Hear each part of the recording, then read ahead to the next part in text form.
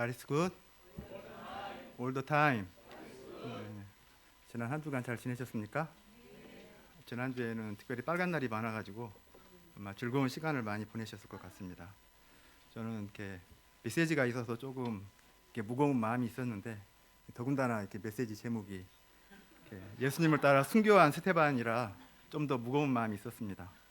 그 메시지를 쓰다가 그 순교자 스테반 그 이름에 제 이름을 넣어봤더니 순교자 홍이삭 이랬더니 꼭 제가 관 속에 들어가는 그런 기분이 들었습니다. 요즘에는 100세 시대에 사는 사람들의 최고의 축복이 뭔지 아십니까? 998834라는 말 들어보셨습니까? 998834. 그러니까 99세까지 팔팔하게 살다가 3일 동안 고생하고 죽는 것이라고 합니다. 근데 오늘 말씀을 이렇게 보면서 진짜 우리의 최고의 축복은 우리 스테반처럼 죽을 때까지 팔팔하게 죽을 때까지 팔팔하게 말씀 전하다가 죽는 순간에 하나님 영광 보고 이렇게 죽는 것이라는 걸 배울 수 있었습니다. 이순신 장군이 나의 죽음을 말하지 말라고 했는데 이렇게 말하게 돼서 좀 그런데 이 땅에서 죽음을 이렇게 어떻게 맞이하는가 이렇게 생각해보는 저에게는 굉장히 유익한 한 주간이었습니다. 오늘 말씀의 제목은 예수님을 따라 순교한 스테반입니다. 5절, 59절, 60절 다 같이 읽고 제가 기도하고 시작하겠습니다. 시작.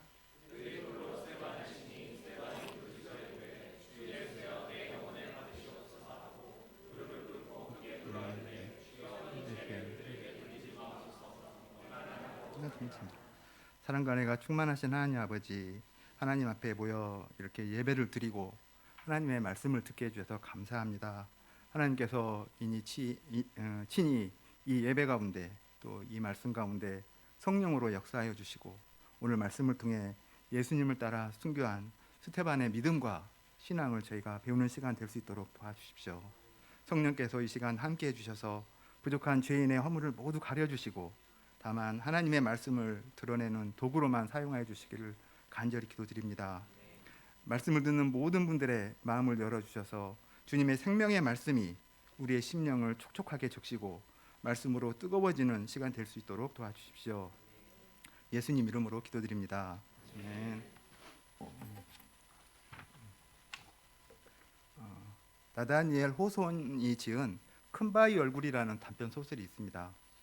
어느 작은 마을에 어니스트라는 소년이 마을 저편에 위치한 사람 얼굴 모양의 큰 바위를 바라보며 자랐습니다. 그는 언젠가 그 마을에 저 큰 바위 얼굴과 같이 인자하면서도 고결하고 순교한 인품을 가진 인물이 나타날 것이라고 믿었습니다. 어느 날 돈 많은 거부가 나타나기도 하였고 한 번은 별을 단 장군이 나타나기도 했습니다. 그리고 시인이 나타나기도 하였습니다.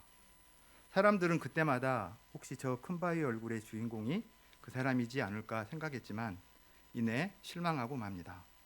그렇게 세월이 많이 지난 후에 그 큰 바위 얼굴의 주인공은 놀랍게도 바로 그 바위를 바라보며 흠모하며 기다려온 그 노인이 된 어니스트라는 것을 알게 됩니다. 이 이야기는 우리가 마음속에 간직하고 흠모하는 것이 얼굴로 나타난다는 교훈을 알려줍니다. 그래서 링컨은 40세가 되면 자기 얼굴에 책임을 져야 한다고 이야기를 했습니다. 오늘 말씀에는 예수님을 닮은 한 인물이 나옵니다. 그는 바로 초대교회의 첫 순교자인 스테반입니다. 그는 사도도 아니고 특별한 업적을 남긴 것도 아니었습니다. 그러나 그는 예수님이라는 큰 바위 얼굴을 오랫동안 그의 마음속에 간직하고 살았기에 그의 얼굴이 천사의 얼굴과 같고 예수님을 닮은 순교자의 삶을 살아갈 수 있었습니다. 오늘 말씀을 통해 스테반의 예수님 닮은 고귀한 삶과 순교 신앙을 배우고 은혜 받을 수 있기를 기도합니다. 6장 8절과 9절을 보십시오.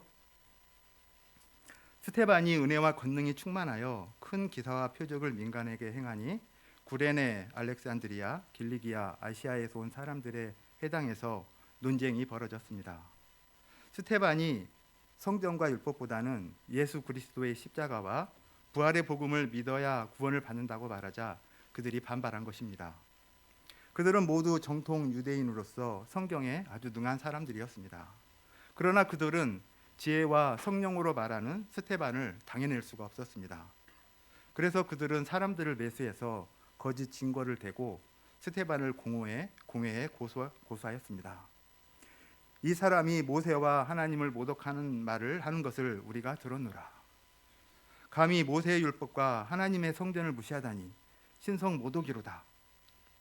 그들은 예전에 예수가 하나님의 성전을 헐고 모세의 규례를 고치겠다고 말해서 처형을 당했는데 스테반이 예수와 똑같이 말하고 다닌다고 고소를 한 것입니다. 그러니 스테반을 처형해 달라는 것입니다. 스테반을 고소한 사람들의 목소리에는 증오심이 서려 있었습니다. 당장이라도 스테반을 십자가에 못 박게 하소서하며 소리칠 기세였습니다. 보통 사람이 이런 고소를 당하면 심한 두려움에 쌓일 것입니다. 죽음에 대한 공포심 때문에 얼굴이 사색이 될 것입니다. 그런데 이때 스테반의 얼굴이 어떠합니까? 우리 15절을 다 함께 읽어보겠습니다. 시작.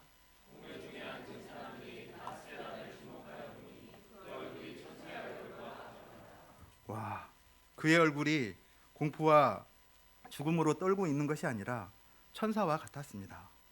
그의 얼굴은 두려움과 불안 대신에 은혜와 평강과 기쁨으로 충만했습니다.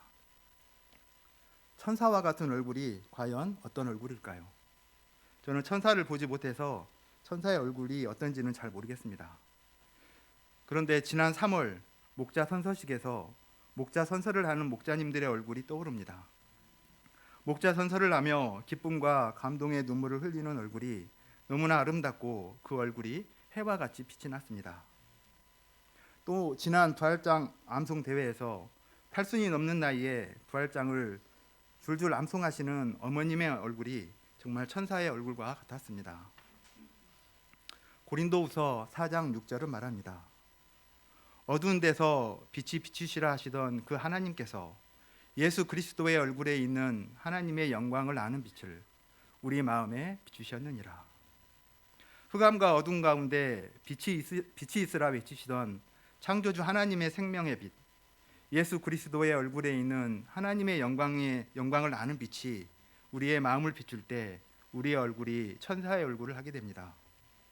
그 빛이 스테반의 마음에 임했을 때 고소를 당하고 고개에서 우겨싸임을 당해도 그의 얼굴이 천사의 얼굴과 같이 빛이 났습니다. 고급 화장품을 잔뜩 바른다고 천사의 얼굴이 되는 것이 아닙니다. 하나님의 말씀이 내 심령에 생명의 빛으로 임할 때 얼굴이 천사처럼 변하는 것입니다. 그래서 주일 예배는 천사의 얼굴로 메이크업하는 시간이라 할 수 있습니다. 주일 말씀이 심령에 들어오면 그 빛이 우리 얼굴을 비추어 천사처럼 변하게 할 것입니다. 그럴 때 월요일에 천사의 얼굴로 출근할 수 있습니다. 7월 27일부터 30일까지 있는 이번 여름 수양회는 코로나 이후 처음으로 외부에서 개최되어 벌써부터 기대가 되고 설레임이 있습니다. 여름 수양의 셋째 날 저녁 은혜의 시간이 되어 환하게 웃고 있는 천사의 얼굴들이 벌써부터 눈에 보이는 듯합니다. 이번 여름 수양회가 예수님의 십자가 구원의 은혜와 하나님이 비추시는 생명의 빛으로 천사의 얼굴들의 천국자치가 될 수 있기를 기도합니다. 7장 1절부터 53절은 스테반이 공회에서 전한 설교입니다. 7장 말씀을 그냥 읽다 보면 구약의 역사를 단순하게 나열하고 있는 것 같아서 지루하게 느끼기가 쉽습니다. 그러나 그의 설교에는 분명한 주제가 있습니다. 첫째는 자기 백성들은 온전히 하나님의 은혜로 구원을 받았다는 것이고, 둘째는 성전은 눈에 보이는 건물이 절대적인 것이 아니라는 것입니다. 7장 2절 하반절을 다 함께 읽어보겠습니다. 시작.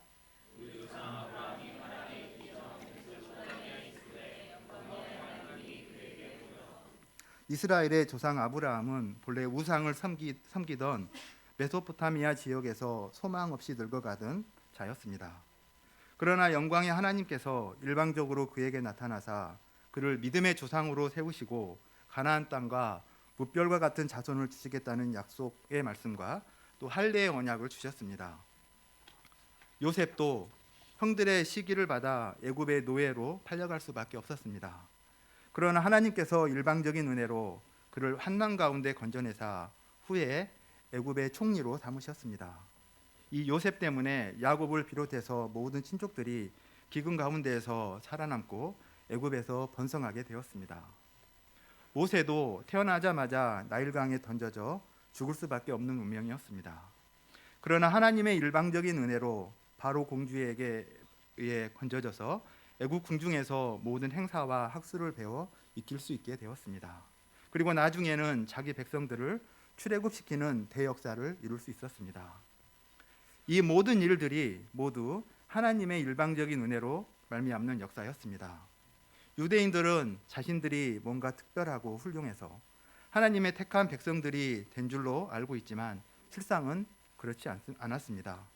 아브라함, 요셉, 모세 이 사람들이 모두 다 하나님의 은혜가 아니고서는 자식 하나도 낳을 수가 없었고 살아남을 수도 없었던 그런 불행한 사람들이었습니다. 그러나 하나님께서 일방적인 은혜로 택하사 그들을 믿음의 조상으로 삼아주시고 애굽의 총리로 삼아주시고 출애굽의 지도자로 삼아주셨습니다. 그러면 스데반이 왜 이 말을 하는 것입니까? 공회원들을 비롯해서 유대인들이 은혜로 택하심을 받고 은혜로 하나님의 백성이 되었다는 사실을 잊어버리고 교만해졌기 때문입니다. 뿐만 아니라 스데반은 그 조상들이 요셉을 죽이고자 했고 광야에서 지도자 모세를 대적했던 것처럼 그들의 조상 대대로 선지자들을 핍박하고 의인들을 죽이는 죄를 반복했다는 사실을 상기시키고 있습니다. 그리고 현재 그들 자신들도 하나님의 아들 예수 그리스도를 죽였고 지금도 하나님이 예수님의 제자들과 사도들을 박해하는 죄를 반복하고 있다는 점을 일깨워 주었습니다. 그는 이어서 성전의 역사와 의미에 대해 말합니다. 44절을 다 함께 읽어보겠습니다. 시작.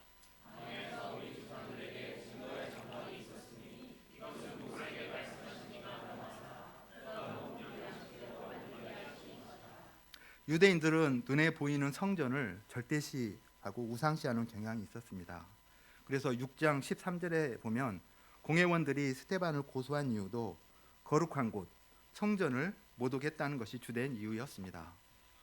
그러나 성전은 본래 출애굽 당시 하나님께서 모세에게 지으라고 하신 증거의 장막이 그 기원이었습니다. 즉 출애굽기에 나오는 성막이 성전의 기원이었습니다.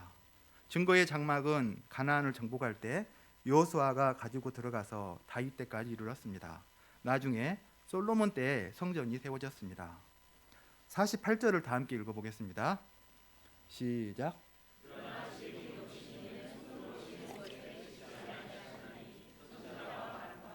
그러나 이 성전은 사람의 손으로 지어졌기 때문에 근본적으로 한계가 있습니다. 49절 50절을 보면 하나님은 천지를 창조하신 분으로서 하늘이 그 보좌요 땅이 그의 발등상입니다. 그런데 그처럼 크고 광대하신 하나님께서 어찌 사람의 손으로 지은 성전에만 매어 계실 수 있겠습니까? 하나님은 메소포타미아에서 아브라함에게 나타나셨고 애굽에서 감옥 생활하던 요셉과 함께 하셨고 이스라엘 백성들이 광야를 지날 때에도 그들과 함께 하셨습니다. 하나님은 성전에만 매여 계시는 분이 아니라 우리가 어디서나 만날 수 있는 무소부재하신 분이십니다. 더군다나 예수님께서 이 땅에 오신 이후에 성전의 의미는 완전히 달라졌습니다. 예수님은 십자가를 앞두시고 예루살렘에 올라가셨을 때 성전을 정결하게 하셨습니다. 장사하는 자들의 상을 뒤집어 엎으시고 말씀하셨습니다. 내 아버지의 집으로 장사하는 집을 만들지 말라. 이 성전을 헐라. 내가 사흘 동안에 일으키리라. 그 후에 예수님은 십자가에 못 박혀 죽으시고 사흘 만에 부활하셨습니다. 이로써 예수님이 친히 새 성전이 되셨습니다. 예수님께서 자신의 몸을 우리 죄를 위한 대속제물로 내어주셨기 때문에 이제 예수님 자신이 하나님께로 이르는 새롭고 산 길, 구원의 길이 되신 것입니다. 새 성전 되신 예수님은 모세의 율법을 폐하러 오신 것이 아니라 율법과 구원의 길을 완성하러 오셨습니다. 여기까지 스테반은 구약의 율법과 성전의 의미에 대해서 조근조근 설명해 주었습니다. 그 살기등등하고 대적하는 사람들 앞에서 그는 놀랄 정도로 침착하게 메시지를 전했습니다. 아마도 이렇게 메시지를 전하고 있는 스테반의 얼굴에서는 더욱더 강렬한 광채가 발하였을 것입니다. 그러나 그의 설교는 여기서 그치지 않았습니다. 이제 본격적으로 그들의 죄 문제를 지적하고 책망하고 있습니다. 51절을 다 함께 읽어보겠습니다. 시작.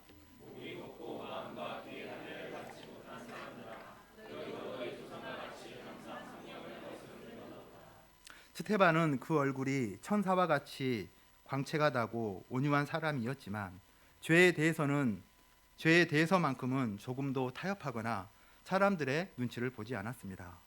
그는 유대인들의 교만과 불순종과 회개하지 않은 마음에 대해서 날카로운 메스를 들이대듯이 무섭게 책망하고 있습니다. 52, 53절을 보십시오. 너희 조상들이 선지자들 중 누구를 박해하지 아니하였느냐? 의인이 오시라고 예고한 자들을 그들이 죽였고 이제 너희는 그 의인을 잡아준 자여 살인한 자가 되나니 너희는 천사가 전한 율법을 받고도 지키지 아니하였도다. 54절에서 공회원들이 스테반의 메시지를 듣고 양심이 찔렸다는 것을 보면 그의 설교가 얼마나 예리하고 듣는 사람들의 심령 골수를 찌르는 살아있는 메시지였는가 잘 알 수 있습니다. 그러나 그는 이처럼 종교 지도자들에게 정면 도전하는 메시지를 전하기 위해서는 자칫 자신의 목숨을 잃을 각오를 해야만 했을 것입니다. 또한 그는 그만큼 자기 백성들을 사랑하고 그 영혼을 불쌍히 여기는 목자의 심정이 충만했기에 이런 메시지를 전할 수 있었을 것입니다. 지난 사도행전 말씀에서 주의 사자들이 사도들을 감옥에서 풀어주면서 어떻게 말하였습니까? 분위기 봐서 적당히 피해 있다가 안전해지면 말씀을 전하라고 말했습니까? 아닙니다. 가서 성전에 서서 이 생명의 말씀을 다 백성에게 말하라고 하였습니다. 이 생명의 말씀을 다 전해야 한다고 말했습니다. 이는 은혜와 위로의 말씀뿐만 아니라 자기 부인과 십자가의 말씀과 회개와 결단을 촉구하는 말씀도 분명하게 전해야 한다는 뜻입니다. 스테반은 이 말씀에 순종해서 성경이 가르치는 진리, 백성들이 하나님 앞에서 들어야 할 말씀을 분명하게 선포한 것입니다. 이것은 마치 엄마가 자식들을 진정으로 사랑한다면 아이들이 좋아하는 아이스크림이나 초콜릿만 사 먹이면 안 되고 다그쳐서라도 골고루 음식을 먹이고 종아리를 때려서라도 잘못을 바로잡아야 하는 것과 같습니다. 그런 점에서 스테반은 양들의 영혼을 진심으로 사랑하는 참다운 목자요 영성이 있는 메신저였습니다. 이런 점에서 그는 예수님을 닮았습니다. 예수님께서도 이 땅에 오셔서 처음에는 위로와 힘이 되는 부드러운 말씀을 전하셨지만 결정적인 순간에는 몽둥이를 내리치듯 도전적이고 강력한 메시지를 선포하셨습니다. 예루살렘아 예루살렘아 선지자들을 죽이고 내게 파송된 자들을 돌로 치는 자여 암탉이 그 새끼를 날개 아래 모음과 같이 내가 내 자녀들을 모으려 한 일이 몇 번이더냐 그러나 너희가 원하지 아니하였도다. 이처럼 예수님께서는 백성들의 죄 문제에 정면 도전하시고 그들의 죄 문제와 싸우셨기 때문에 미움과 시기를 받아서 십자가에 못 박혀 죽게 되었습니다. 스테반은 이 사실을 누구보다 잘 알고 있었습니다. 그가 지금 서 있는 이 자리도 과거에 예수님께서 신문 받으시던 그 자리와 동일한 자리였습니다. 그러나 그는 자기 몸을 사리지 않았습니다. 어떻게 해서든지 자기를 변명해서 빠져나가고자 머리를 굴리지 않았습니다. 그는 공회원들이 반드시 알아야만 할 말씀, 반드시 들어야만 할 말씀, 그들이 가슴 깊이 받아들이고 회개해야만 할 말씀을 당당하게 선포한 것입니다. 이런 스테반의 모습은 예수님의 모습과 너무나 닮았습니다. 54절을 보십시오. 유대인들은 스테반의 메시지를 듣고 마음이 찔렸습니다. 마음이 찔리면 회개를 해야 합니다. 사도행전 2장에서 일반 백성들은 베드로가 회개의 메시지를 전했을 때 마음에 찔려 회개하고 복음을 영접했습니다. 그러나 그들은 자존심 때문에 회개할 생각을 하지 않았습니다. 오히려 증오심 때문에 스테반을 향해 이를 갈았습니다. 큰 소리를 지르며 돌을 들고 달려들었습니다. 이때 스테반은 무엇을 했습니까? 55절, 56절을 다 함께 읽어보겠습니다. 시작.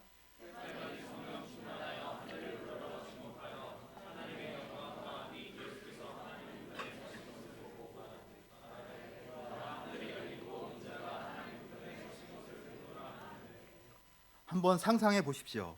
사람들이 날 죽이려고 돌을 들고 소리치며 달려옵니다. 그때 무엇이 보이겠습니까? 너무나 무서워서 아무것도 보이지 않을 것입니다. 지독한 공포심 때문에 아무 말도 하지 못할 것입니다. 그런데 그는 이 무시무시한 순간에 하늘을 우러러 보았습니다. 그때 그의 눈에 하나님의 영광이 보였습니다.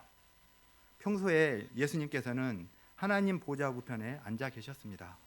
그러나 그가 순교하기 직전 예수님께서는 그 자리에서 벌떡 일어나 서서 스테반을 맞이할 준비를 하고 계셨습니다.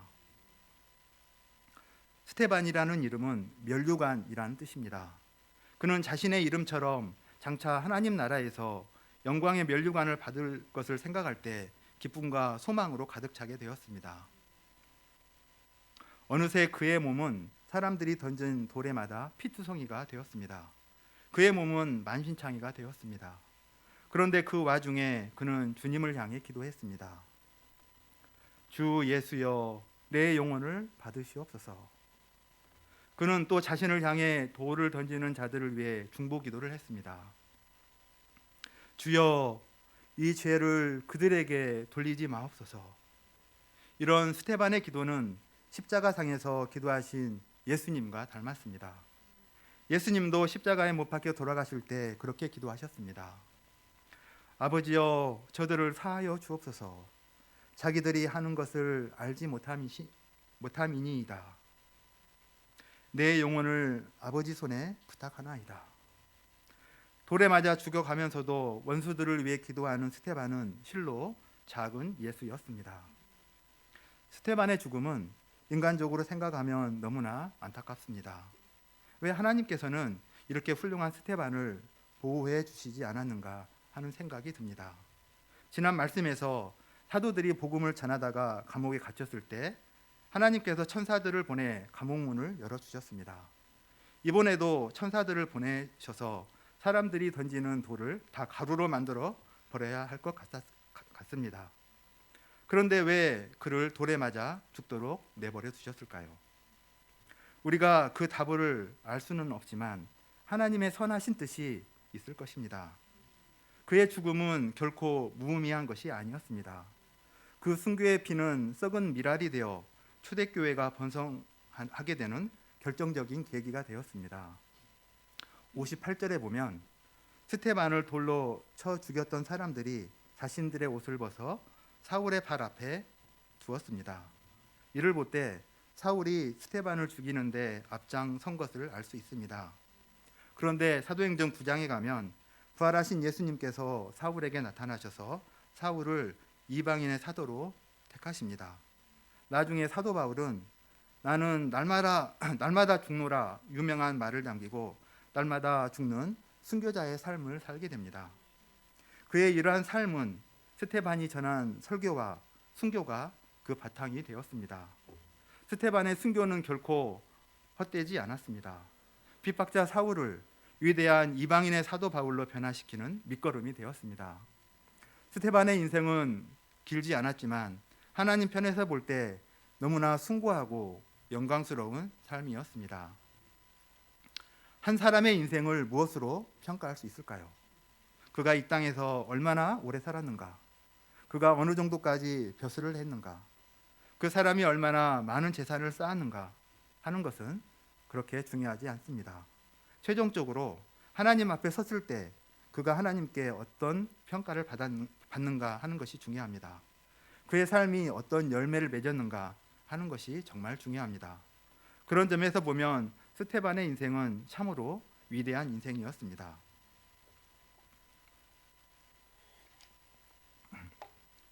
전라남도 신안군 증도에는 문중경 전도사의 순교 기념관이 있습니다. 우리나라 그 종교 인구 분포를 보면 기독교가 약 34%라고 합니다.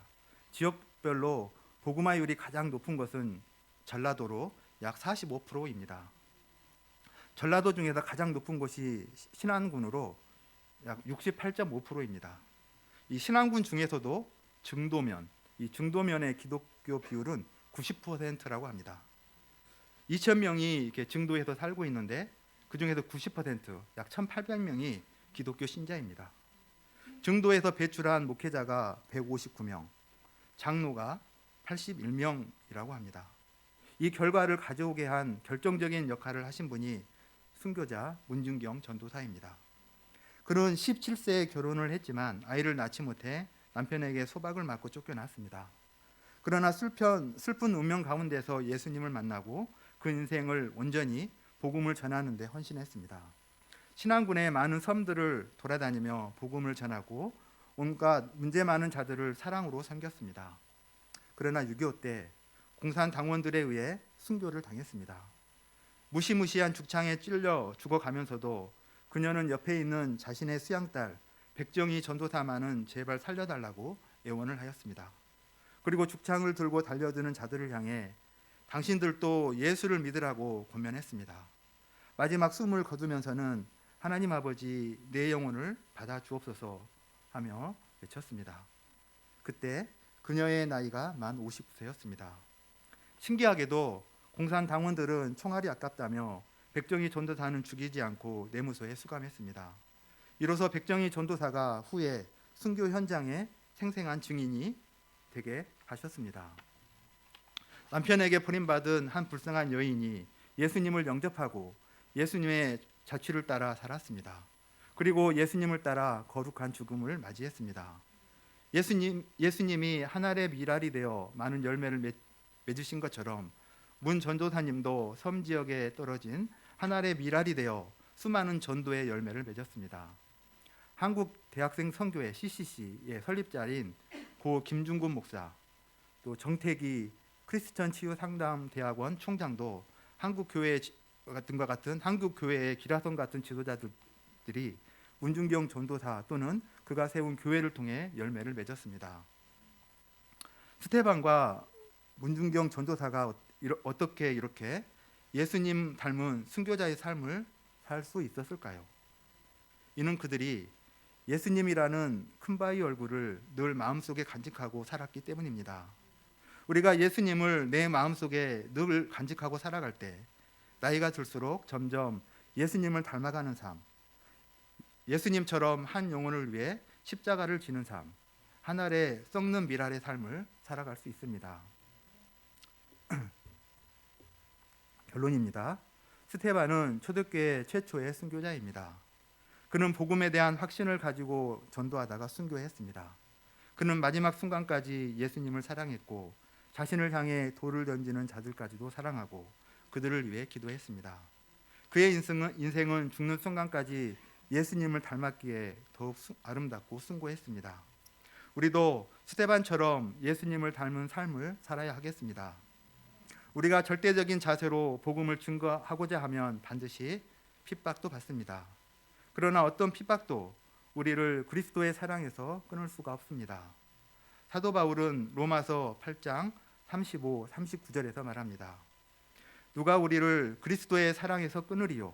환난이나 공고나 박해나 기근이나 적신이나 위험이나 칼이랴. 어떤 피조물이라도 우리를 우리 주 예수 그리스도 안에 있는 하나님의 사랑에서 끊을 수가 없으리라.